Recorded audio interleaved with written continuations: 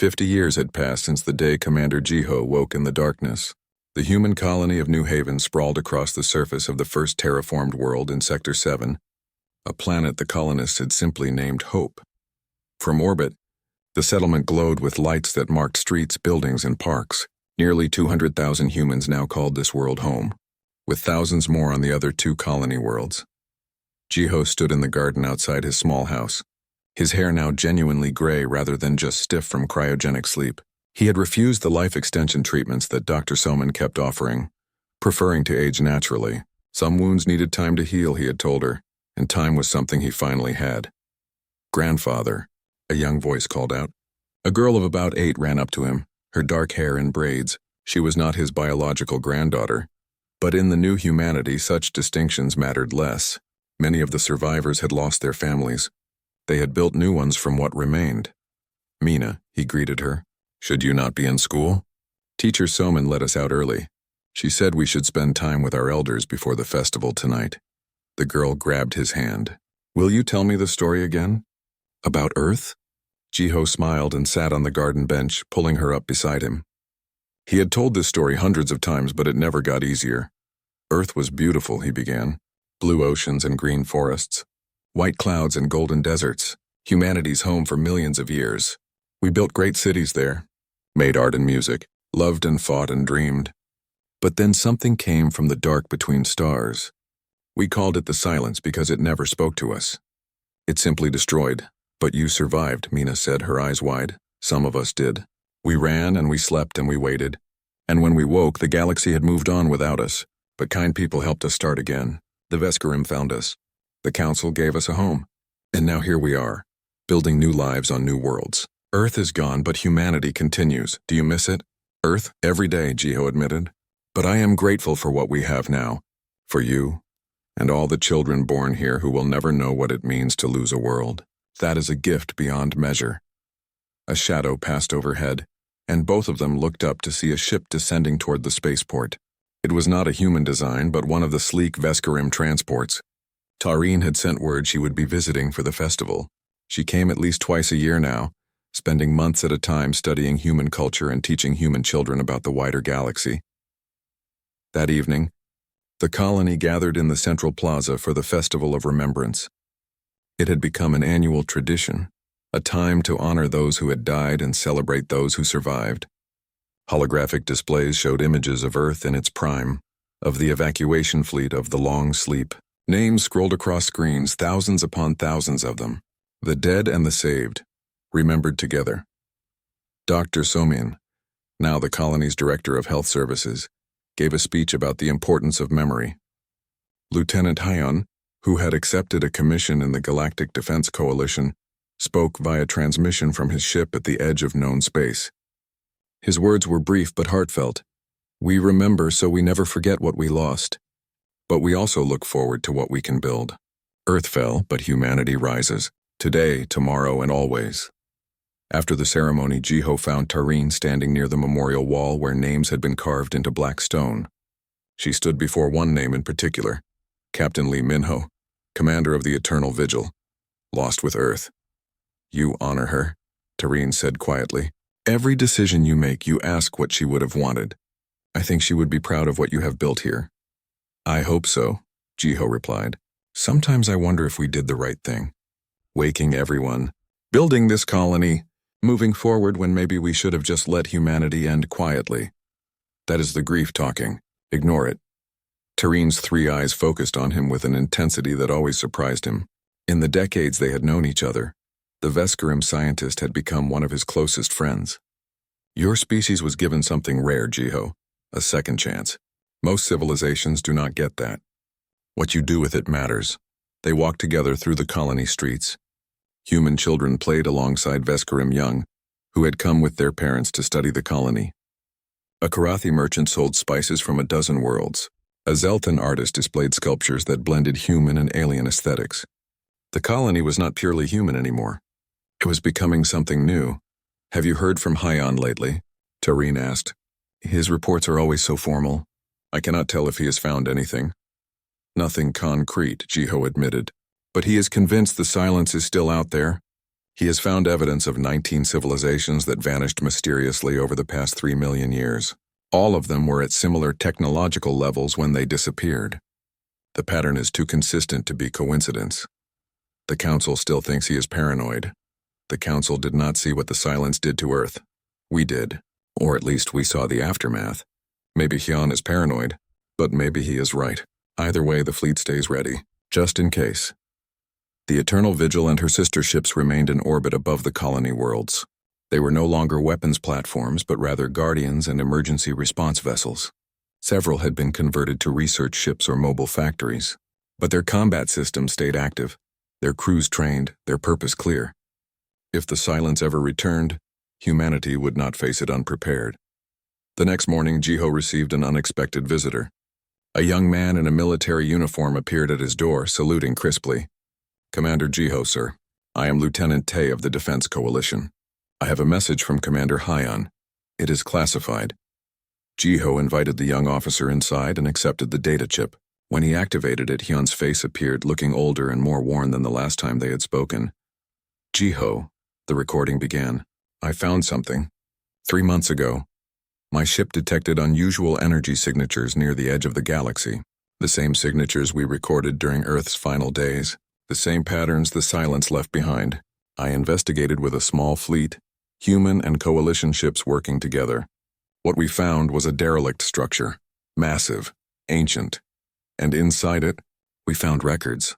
The image shifted to show alien writing, slowly translating through human computers. This structure was built by a civilization that called themselves the Architects. They existed millions of years before humanity. According to their records, they encountered the silence. They studied it. They learned what it is. Hyun paused. "Jiho, the silence is not a species. It is a mechanism. A weapon built by something even older. Its purpose is to cull civilizations before they reach a certain level of advancement, to keep the galaxy controlled." Jiho felt his blood run cold. "The Architects fought back," Hyun continued. "They built weapons just like we did, and they won. They drove the silence away, but it cost them everything. Their civilization collapsed from the effort. The few survivors left this station behind as a warning. And they left something else, coordinates. The location where the silence sleeps between cullings. Jiho, we know where it is, and we know it will wake again eventually. The question is, what do we do with that information?" The recording ended. Jiho sat in silence for a long time. Lieutenant Tae waited patiently. Finally, Jiho stood. "I need to speak with the Council, and with Dr. Somin, and with everyone who has the authority to make decisions about humanity's future. This is too big for one person to decide." Over the following weeks, the debate consumed New Haven and the other colonies. Some argued they should destroy the silence while it slept, prevent it from ever threatening anyone again. Others argued that attempting to destroy something so powerful would only provoke it. Still others suggested they should share this information with the entire galaxy. Let the Council decide. In the end, it was Dr. Somin who proposed the solution that everyone could accept. "We do not attack," she said during the colony assembly, "but we do not ignore it either. We build a monitoring station at those coordinates. Human ships, yes, but also coalition vessels from every species willing to contribute. We watch the silence. We study it from a distance. And we prepare. If it wakes, we will know. And if it wakes, we will be ready, not just humanity, but the entire galaxy together." The proposal was brought to the Galactic Council. After intense debate, it passed. The Silence Watch was established, a joint operation with human ships at its core but supported by dozens of species. Hyun was given command, his paranoia vindicated but his victory bittersweet. He would spend the rest of his life watching over something that terrified him. 10 more years passed. Jiho grew older, his body finally accepting what his mind had known for decades. He was mortal. His time was limited. But he had lived long enough to see humanity not just survive, but thrive. The colony worlds flourished. Human technology spread throughout the galaxy, improving lives on countless worlds. And everywhere humans went, they carried with them the memory of Earth and the determination to never let such a catastrophe happen again. On his last day, Jiho sat in his garden with Tareen beside him. The sun was setting over Hope, painting the sky in colors that almost reminded him of Earth. The Galactic Council station hung in neutral space, a massive structure built by 47 different species over thousands of years. Each section reflected the architecture and aesthetics of its builders, creating a patchwork monument to cooperation and diversity. Commander Jiho stood at the viewport of the shuttle, watching the station grow larger as they approached. Nervous? Dr. Soman asked from the seat beside him. Terrified, Jiho admitted. I am about to represent humanity to the entire galaxy. A humanity that barely exists anymore. What if I say the wrong thing? What if they decide we are too dangerous to allow to live? Then Lieutenant Hyun will probably try to start a war and we will all die anyway, Soman said dryly. So try not to mess this up. Behind them, Hyun sat in silence, his face unreadable. He had insisted on coming despite Jiho's reservations. Tareen sat across from him, occasionally glancing his way with concern. The Vescarum science officer had become an unofficial ambassador for humanity, spending weeks educating council members about human history and culture. The shuttle docked, and they were met by a security detail of various species. The guards were professional but clearly wary. They escorted the human delegation through corridors filled with beings of every imaginable shape and size. Jiho saw species that breathed methane, species that floated on anti-gravity fields, species that existed partially in dimensions he could not perceive. The council chamber was enormous, with seating for hundreds of delegates arranged in concentric circles around a central platform. As the humans entered, a hush fell over the assembly. Thousands of eyes in configurations from 1 to dozens turned to watch them. Ambassador Khalith stood on the central platform, his crystalline body catching the light. Members of the Galactic Council, I present Commander Kang Jiho and his delegation from the human fleet. They come to us as the remnant of a civilization that fell 500,000 years ago. They seek recognition and territory. The floor is open for questions. A delegate from the back row stood up. It was a reptilian creature with iridescent scales. Commander Jiho, our scans of your fleet show weapons capable of destroying planets, ships that could glass entire worlds in hours. Why should we trust you? Jiho stepped forward onto the platform. He had prepared for this question, but his prepared answer suddenly felt inadequate. Instead, he spoke from the heart. You should not trust us, he said simply. Trust is earned through actions, not words. But I can tell you why we have those weapons. We built them because something came to our home and tried to erase us. We called it the silence. It did not negotiate. It did not communicate. It simply destroyed. Every ship, every weapon, every defense we had failed against it. In the end, all we could do was run and hope some of us survived. He pulled up a holographic display showing Earth in its final days. The council chamber watched in silence as cities burned, as evacuation ships launched, as the planet itself began to break apart. We built weapons of terrible power because we were desperate and afraid. We never wanted to use them. We never wanted to be warriors. We wanted to explore, to learn, to grow. But the universe did not give us that choice. It gave us extinction. And we chose to fight rather than accept it quietly. Scholar Pinna spoke up from her seat. But the silence is gone now, is it not? Why keep these weapons active? Because we do not know if it is gone, Hyun interjected, stepping forward despite Jiho's warning look. We know it destroyed Earth. We know our evacuation fleet never reached safety. But we do not know where the silence came from or why it attacked us. And we do not know if it will come back. A murmur ran through the chamber. One of the jellyfish-like delegates pulsed with worried colors. Are you suggesting this silence might threaten the council species? I am suggesting that you have been lucky, Hyun said. You have had 12,000 years of peace, congratulations. But humanity had peace too once. Until we did not. The galaxy is large and you do not know everything that is in it. Neither do we, but at least we are prepared for the possibility that something dangerous might be out there. This sounds like fear-mongering, another delegate called out. You want us to give you territory and resources based on a threat that might not exist.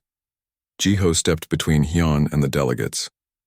No, we are not asking for charity based on fear. We are offering a trade. You give us a small piece of unclaimed space. In return, we share our technology. Medical advances that could save millions of lives. Engineering techniques that could improve your ships. And yes, if something like the silence ever does appear, you would have allies who know how to fight it. Allies, Kalith mused, or mercenaries. Commander, some council members worry that you would become a military power that we would have to rely on. that humanity would gain influence through force rather than cooperation. Then do not rely on us, Jiho replied. Give us our territory and leave us alone. We will rebuild our civilization in our corner of space.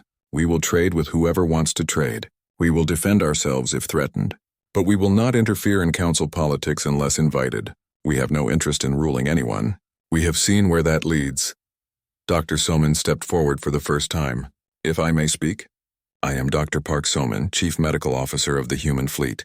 I have spent the past weeks reviewing the medical database of the Council species.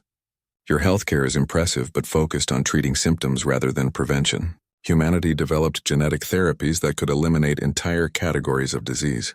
We developed regeneration techniques that could regrow damaged organs. We developed life extension treatments that could double or triple natural lifespans. I am offering to share all of this freely, if you simply give us a place to live. That got their attention. Species throughout the galaxy struggled with disease and aging. The promise of solutions was powerful. Taurine stood and addressed the council in her own language, which the translation system converted for the humans. Council members, I have worked alongside the humans for weeks now. I have seen their pain and their resilience. Yes, they have weapons, but they also have art, music, philosophy. They value life. They mourn their dead. They are not monsters. They are survivors of an unimaginable tragedy, and we should be honored to help them. The debate that followed lasted for hours. Some delegates argued that humanity was too dangerous to integrate into galactic society. Others argued that refusing to help would be cruel and might drive the humans to desperate actions. Still others saw opportunity in human technology and wanted to establish trade relationships. Finally, Keyleth called for a vote. The proposal is simple. We grant the human fleet rights to the Outer Rim Sector 7, 3 worlds unclaimed and unsettled. In exchange, they share medical and engineering knowledge with the Council database.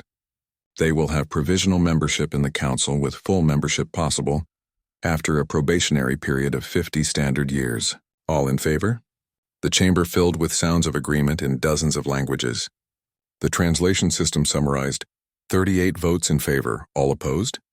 5 votes against. 4 abstentions. The measure passes, Keyleth announced. Humanity is officially recognized by the Galactic Council. Welcome back to civilization, Commander Jiho. Jiho felt his legs go weak. It was done. Humanity had a home again, a future. He bowed deeply to the Council, a gesture of respect that needed no translation. After the session, as they walked back to the shuttle, Hyun pulled Jiho aside. You did well. I doubted you, but you did well. We did well, Jiho corrected. Your words about the silence, they made an impact. The Council is thinking about threats they had not considered before. Good. Because I have been studying the historical archives Taurine gave us. Commander, I found something you need to see. Back on the Eternal Vigil, Hyun showed Jiho his findings. Deep in the Council's historical database were references to other civilizations that had vanished suddenly. 7 species, spread across the galaxy over the past 2 million years. Each one had reached a certain level of advancement and then simply disappeared. No ruins, no survivors, just empty worlds. The Council thinks these were natural disasters or civil wars, Hyun explained. But look at the pattern. Each civilization vanished when it reached approximately the same technological level. The level humanity had reached when the silence found us. You think the silence has done this before? Jiho said slowly. I think something is out there that does not want species to advance beyond a certain point. I think Earth was not the first target, and I do not think it will be the last. Jiho studied the data, his mind racing. We need to investigate this. But carefully. If you are right, the Council needs to know. But we need proof first. Solid evidence, not just patterns. Agreed. I will keep researching. But Commander, if I am right, then maybe humanity's survival was not luck. Maybe we survived because we were prepared. Because we built weapons that could actually hurt this thing. Maybe our purpose now is to make sure the galaxy is ready when it comes back. That night, Jiho stood on the observation deck and looked out at the fleet. 17,000 ships, each one a monument to humanity's refusal to die quietly. Dr. Soman joined him, 2 cups of synthesized coffee in her hands. 3 weeks had passed since the first revivals, and the medical bay of the Eternal Vigil had become a strange mixture of human and Vescarum cooperation. Dr. Soman had established strict protocols for the awakening process. Each revival took 6 hours of careful preparation and another 12 hours of observation. The success rate was barely 50%. For every person who woke, another pod failed, revealing only preserved remains. Jiho stood in the observation gallery, watching as the latest batch of survivors came back to consciousness. 20 pods in this group, 12 successful awakenings, 8 failures. He forced himself to watch the failures too, to remember each face. These people had trusted the fleet to protect them, to bring them home. Instead, they had died in their sleep while the galaxy moved on without them. You cannot save them all, Tareen said quietly beside him. The Vescarum science officer had barely left the ship in the past weeks. She had dedicated herself to understanding human biology and technology with an intensity that surprised Jiho. Some were already gone before we found you. I know, but that does not make it easier. Down in the medical bay, one of the newly awakened humans sat up suddenly and screamed. The medical AI immediately sedated him. Dr. Soman made notes on her tablet, her expression neutral. She had learned to compartmentalize, to treat each revival as a clinical procedure, rather than the resurrection of someone who had lost everything. But not everyone could be that detached. One of the early revivals, Lieutenant Nam Hyun, had not taken the news well. He was currently in the security office reviewing weapon systems and tactical data. Jiho had tried to talk to him, to help him process what had happened. Hyun had simply looked at him with cold eyes and said, "We should have let the weapons fire automatically. At least then we would have made the galaxy remember us." The door to the observation gallery opened and Soman walked in. She looked exhausted. "That is enough for today. Another batch tomorrow. At this rate, we will have about 300 active crew members within 2 months. After that, we need to decide what to do with the rest." "What do you mean?" Jiho asked. "I mean, we cannot wake everyone, not yet. Commander, do you understand what you are asking these people to accept? They go to sleep thinking they will wake up in a few months to help rebuild humanity. Instead, they wake up to learn that 500,000 years have passed, that Earth is dust, that every single person they ever knew outside this fleet is dead. Some of them are handling it. Many are not. We have had 4 attempted suicides already. I had to put them back into induced sleep just to keep them alive." Jiho felt the weight of that knowledge settle on his shoulders. "So what do? We stop waking people until we have something to offer them," Soman said firmly. "A purpose, a home, a reason to want to live. Right now all we have is ships and sadness. That is not enough." Tareen listened to this exchange with her 3 eyes focused intently. "Perhaps I can help with that. Commander, the Vescarum Empire has many uninhabited worlds, planets that are suitable for life but too far from trade routes to be worth colonizing. We could petition the Empire to grant you territory, give your people a place to start over. You would do that?" Jiho asked. "Why? You barely know us." "Because your story matters," Tareen replied. "Because in all my years of exploration, I have never found something as remarkable as your fleet. A civilization that refused to die, that held on through impossible odds. And because I believe my people would be honored to help humanity return to the galaxy." Before Jiho could respond, the ship's alert system activated. The AI's voice echoed through the corridors. "Attention! Multiple vessels approaching the perimeter. Configuration matches known Galactic Council diplomatic craft. They are requesting communication." Jiho exchanged a look with Somin and Tareen. It was only a matter of time. The Vescarum must have reported our existence. They rushed to the bridge. On the main screen, Jiho could see 3 ships approaching. They were sleek and elegant, nothing like the brutal functionality of human warships. As they watched, one of the ships transmitted a message. "This is Ambassador Keyleth of the Galactic Council. We request permission to speak with the representatives of the human fleet. We come in peace and with curiosity, not hostility."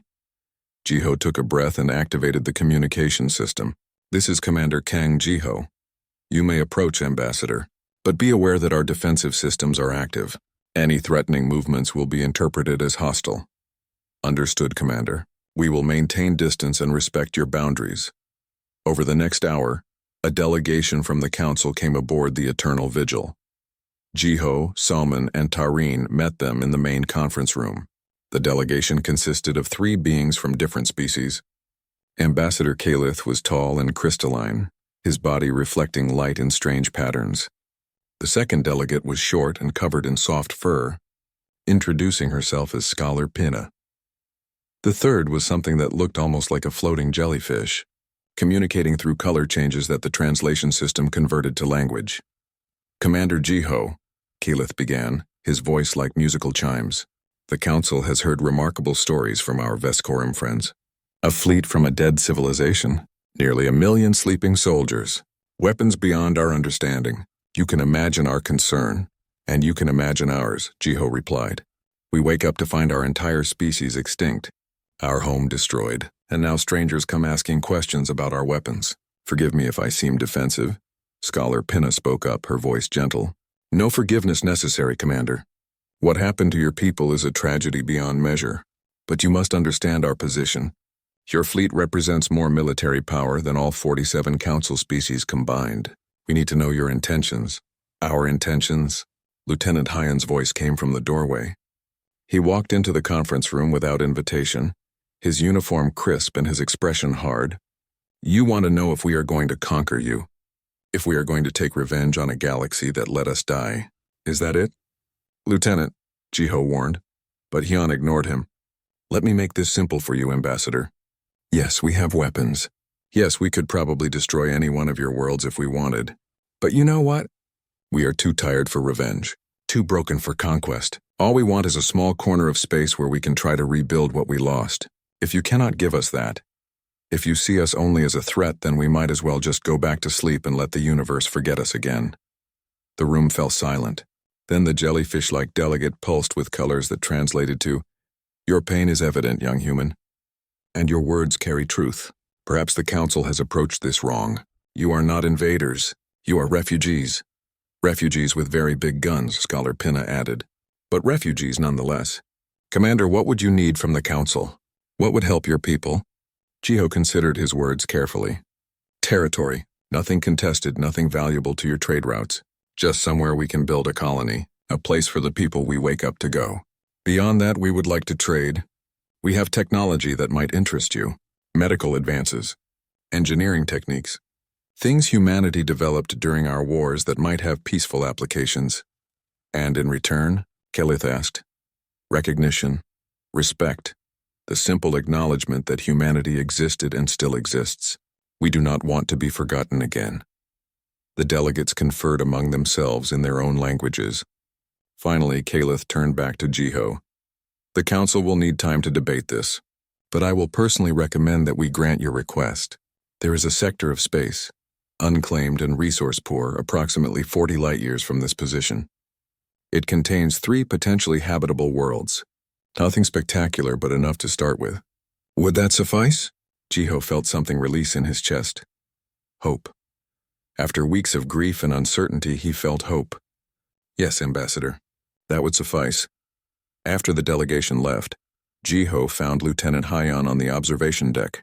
The lieutenant was staring out at the fleet, his jaw tight. That was out of line, Lieutenant, Jiho said quietly. Was it? Someone needed to tell them the truth. We are not their servants or their pets. We are humans, and even if we are the last humans, we deserve respect. Respect is earned, not demanded. Captain Minho would have demanded it, Hyun shot back. She would not have bowed to aliens who looked at us like we were dangerous animals.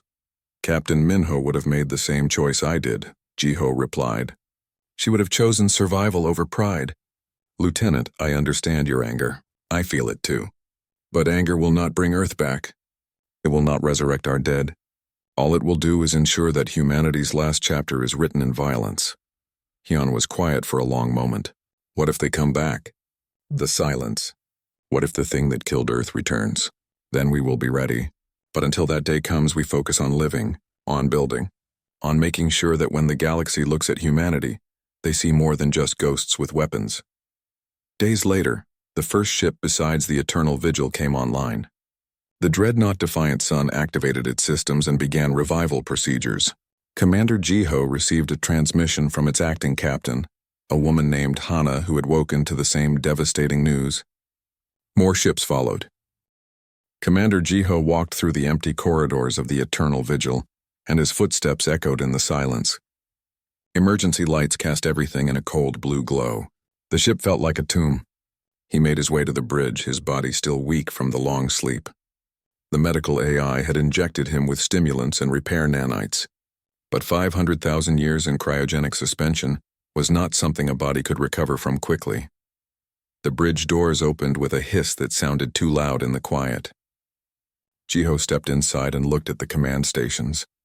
Everything was exactly as he remembered it. Exactly as it had been the day Earth died. He walked to the captain's chair but did not sit. His captain's body was still in cryogenic storage somewhere below. Captain Minho had gone into suspension planning to wake up in a few months. He never imagined he would sleep forever. AI opened communication with the alien vessel. Enabled translation protocols. The main screen flickered to life and Jiho saw his first non-human face. Captain Velrus looked nervous. His three eyes moved independently, scanning Jiho with obvious curiosity and fear. "I am Commander Kang Jiho of the Human Defense Fleet," Jiho said. "Thank you for not running away." Velrus bowed his head in what looked like a gesture of respect. "Commander, I am Captain Velrus of the Vescarim Empire. We did not know anyone was here. We thought this was a graveyard. We meant no disrespect to your dead." "We are not dead," Jiho said quietly. "Not yet. How long have you been in space, Captain? How long has your species traveled the stars?" "Approximately 12,000 years," Velrus answered. "We have explored much of this region of the galaxy, but we have never found evidence of your species before. The computer translates your designation as human. Is that correct?" "Yes, we called ourselves humans. We came from a planet called Earth." Jiho pulled up a star chart and highlighted where Sol system used to be. "This was our home. Do your records show anything about what happened there?" Tarin's voice came through from the Vescarim ship. "Commander, our deep space scanners show that region contains nothing but scattered debris. There is no star, no planets, just dust and radiation. Whatever happened there was catastrophic." Jiho already knew this. The AI had shown him the scans. Where Earth had once orbited a yellow star, there was now only an expanding cloud of particles. Everything was gone. Not just destroyed, but completely erased. "Captain Velrus, I need to understand something. In your 12,000 years of space travel, have you encountered war? Real war? Species trying to exterminate each other?" Velrus looked confused. "We have disputes. Trade disagreements. Sometimes territorial arguments. But extermination? No, Commander. The galaxy has been at peace for as long as our records show. There are 47 known species in the Galactic Council. We all have our differences, but we resolve them through diplomacy." Jiho felt something break inside him. Humanity had spent its final years fighting a war that nearly broke them. They had built weapons that could crack planets. They had militarized their entire civilization. And now he learned that the galaxy had been peaceful the whole time. Humanity had died alone, fighting an enemy that came from somewhere else while the rest of the galaxy lived in harmony. "Then you are lucky," Jiho said. "The thing that killed my people, we called it the Silence. It came from beyond the rim of the galaxy. It did not communicate. It did not negotiate. It simply destroyed. Every ship we sent against it was lost. Every weapon we used failed. In the end, all we could do was evacuate and hope some of us would survive." He pulled up the fleet logs and shared them with Velrus. The Vescarim captain watched in silence as the final days of Earth played out on his screens. Cities burning, ships fleeing. The last messages from humans who knew they were about to die. "This defense perimeter," Jiho continued, "was humanity's last hope. 20,000 warships, each carrying a sleeping crew. We were supposed to guard the evacuation routes. The Silence was supposed to follow the evacuation fleet. We were supposed to buy them time. But it never came. And now I learned that the evacuation fleet never made it either. Humanity just ended and the galaxy never even noticed." Tarin spoke up, her voice gentle. "Commander, we may not have known about humans, but that does not mean your people do not matter. You are here now. You survived. That has to mean something." Jiho finally sat down in the captain's chair. It felt wrong, like he was taking something that did not belong to him. "AI, what is the status of the fleet? How many ships are operational?" "Scanning," the AI replied. "Current count. 17,412 vessels responding to basic protocols. 2,588 vessels showing critical system failures. All operational vessels maintain functional cryogenic systems. Estimated surviving human personnel across the fleet, 873,419 individuals. Nearly 900,000 people still sleeping. Still waiting. still trusting that when they woke they would have a purpose. "Commander," Velrus said carefully, "what are you going to do?" It was the question Jiho had been asking himself since he woke. The fleet's systems had already locked weapons on the Vescarim ship. Standard protocol for unknown contacts. All Jiho had to do was give the order, and the Eternal Vigil could destroy the exploration vessel in seconds. That was what his training demanded. Treat all unknown species as potential threats. But Captain Minho had taught him something else. She had taught him that protocols were tools, not masters. She had taught him that being human meant making hard choices. "Captain Velrus, I am going to ask you something that might sound strange.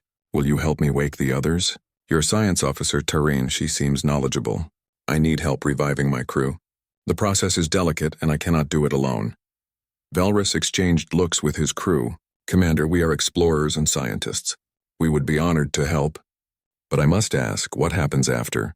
You have nearly 1 million people in cryogenic sleep, an entire civilization, and weapons that, forgive me, seem far more advanced than anything we have. The Galactic Council will want to know about this. They will have questions. Some will be afraid. Let them be afraid," Jiho said. "Fear means respect. But I will not make the same mistakes humanity made before. We will not be conquerors. We will not be invaders. We will simply be survivors trying to find a place in a galaxy that forgot we existed." Over the next few days, the Vescarim crew came aboard the Eternal Vigil. Tareen worked with Jiho to understand the cryogenic systems. They were remarkably sophisticated, designed to preserve human life indefinitely, but 500,000 years had taken a toll. Some pods had failed. Some would never open. The first revival attempt ended in failure. The woman inside the pod had died sometime in the long sleep, her life support finally giving out after countless centuries. Jiho performed the burial ritual himself, sending her body into space with honors. She had been a shuttle pilot named Yunji. He remembered her laughing in the mess hall weeks before the end. The second attempt succeeded. Dr. Park Soman woke gasping and confused. Jiho and Tareen were there to explain what had happened, to tell her that she had slept for 500,000 years, that Earth was gone, that they were alone except for new friends who were not human. Soman listened to everything in silence. Then she looked at Jiho with hard eyes. "You woke me up to tell me everyone I ever loved is dead? That my entire species is extinct except for the people in these pods? Commander, why would you do that? Why not just let me sleep forever?" "Because sleeping forever is just dying slowly," Jiho said. "And I refuse to let humanity die quietly. We survived this long for a reason, Doctor. Maybe that reason is to start over. Maybe that reason is to build something new. But I cannot do it alone." Soman looked at Tareen, who stood nervously to the side. The Vescarim science officer bowed her head respectfully. "Dr. Soman, I know this must be overwhelming. But Commander Jiho is right. Your people survived when they should not have. That is remarkable. That is worth something." Finally, Soman took a deep breath and nodded. "Fine, but I run the medical bay, and I decide who we wake and when. Some of these people might be better off staying asleep until we have something to offer them, something better than extinction." "Agreed," Jiho said. As they worked to revive more crew members, Jiho spent his nights on the observation deck, staring out at the fleet. Thousands of ships, all sleeping, all waiting. He thought about what Captain Minho would have wanted. She had always believed humanity could be better than their worst impulses. That survival was not just about violence, but about hope. He activated his personal log and began to record. Captain's log, Eternal Vigil. 500,000 years after the fall of Earth. I am taking command of this vessel and this fleet. Not because I want power, but because someone has to decide what humanity becomes next. We were warriors once. We can be something else now. We can be survivors. We can be builders. We can be friends to species we never knew existed. Captain Minho, I hope I make you proud."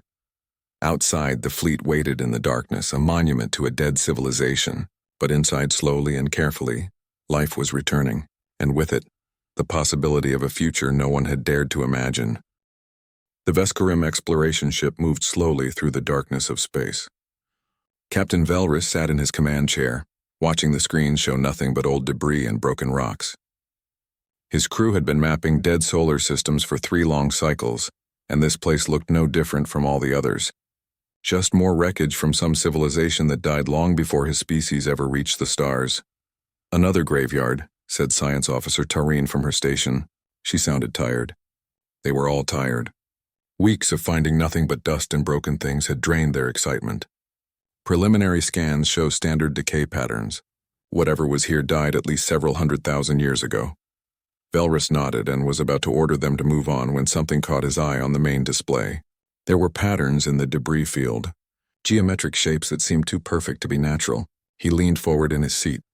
Tareen, focus your scanners on grid section 7. Tell me what you see. The science officer adjusted her instruments. Her 3 eyes widened as the data came through. Captain, there are structures in there. Massive ones. They are arranged in a perfect sphere formation. The mathematics are too precise to be accidental. Velrus felt his heart beat faster. Maybe this mission would not be a complete waste after all. Take us closer, carefully. I want full sensor sweeps on whatever those things are. The ship glided through the debris field, and slowly the structures came into view. They were enormous, each one the size of a small moon. Dust and cosmic debris covered their surfaces, making them look like dead rocks. But underneath, Tahireen's scanners detected metal. Hull plating. Technology. By the void, whispered Engineer Polvac from the back of the bridge. Those are ships. Ancient ships. Captain, the hull material is not degrading. After all this time, it shows no signs of age. Velrus stood up from his chair. His training told him to report this finding and wait for instructions from the Empire. But his curiosity was stronger. Polvac, prepare a shuttle. Take a team and get me a sample of that hull material. I want to know what it is made of. 2 hours later, Polvac and his engineering team floated next to one of the giant structures. Up close, it was even more impressive. The hull stretched away in all directions, covered in symbols and markings they could not read. Polvac activated his cutting torch and aimed it at what looked like a maintenance port. Beginning sample extraction, he reported back to the ship. The torch burned through centuries of cosmic dust and touched the metal beneath. A single beam of light entered through the tiny breach, and deep inside the structure something noticed. On the bridge of the exploration ship, Tareen suddenly grabbed her console. Captain! I'm reading power signatures. Multiple sources. They are coming from inside the structures. That is impossible, Velrus said. Nothing could remain powered for that long. But even as he spoke, they all watched the displays change.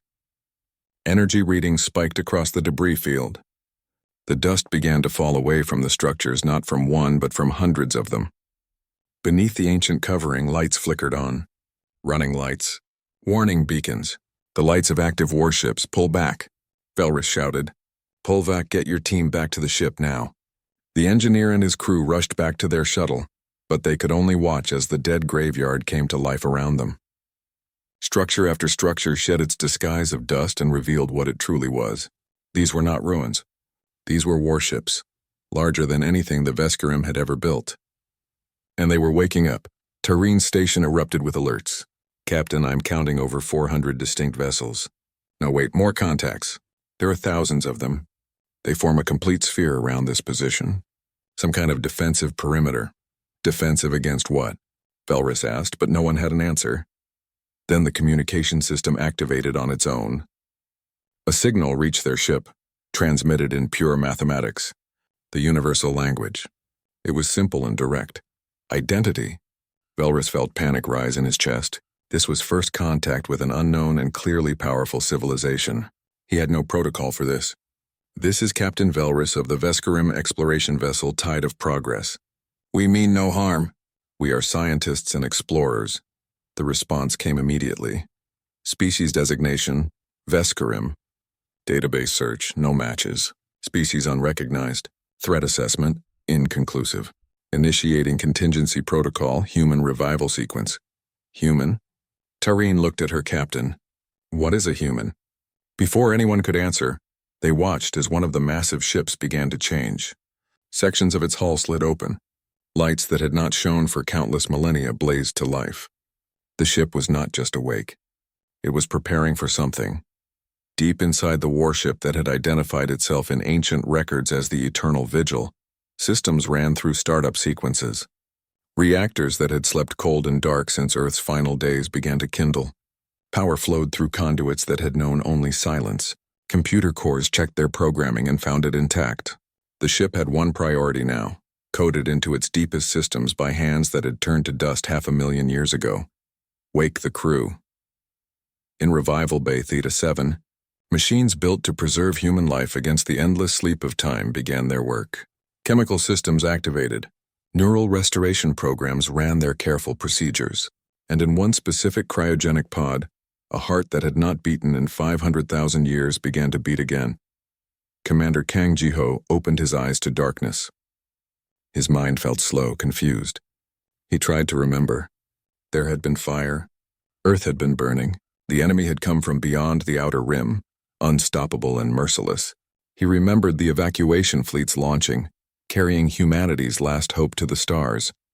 He remembered his captain's final order: sleep until you are needed. Sleep until humanity calls. A soft voice spoke in the darkness. The ship's medical AI. Revival successful. Welcome back, Commander Jiho. Current date: 500,347 years after final Earth calendar. Status: sole human survivor currently active aboard the Eternal Vigil. Jiho's breath caught in his throat. 500,000 years. That was not possible. That was not the mission. They were supposed to sleep for months, maybe years, until the evacuation was complete, until humanity regrouped. AI, he said, his voice rough from disuse. Report, where is Earth? Where is the fleet? Where is humanity? The AI's response was clinical and devastating. Earth destroyed. Evacuation fleet lost. Human civilization extinct. Your species has not existed in this galaxy for approximately 500,000 years. You are the first human to wake. The revival sequence was triggered by external contact. Unknown species breached the hull of this vessel. Jiho closed his eyes. Everything was gone. Everyone was gone. He was alone in a way he could not even begin to comprehend. AI, why did we wait so long? Why did no one wake us? The defense perimeter was programmed to wait for one of three conditions: return of the evacuation fleet, return of human transmissions, or external breach of perimeter. 500,000 years passed before condition 3 was met. Jiho pulled himself out of the pod, his muscles weak. He looked around the revival bay and saw rows upon rows of other pods stretching into the darkness. Thousands of his crewmates all still sleeping, all trusting that when they woke, humanity would still exist. The species that triggered the revival, Jiho said. Are they hostile? Unknown. They identify as Vescarim. They appear to be explorers. Weapon systems are locked on their vessel, awaiting your command authorization. Jiho stood in the dim light of the revival bay and felt the weight of 500,000 years fall onto his shoulders. He was the last human being awake in the entire universe. Whatever he decided now would determine what humanity's legacy would be. Would they be remembered as ghosts that killed explorers, or as something else?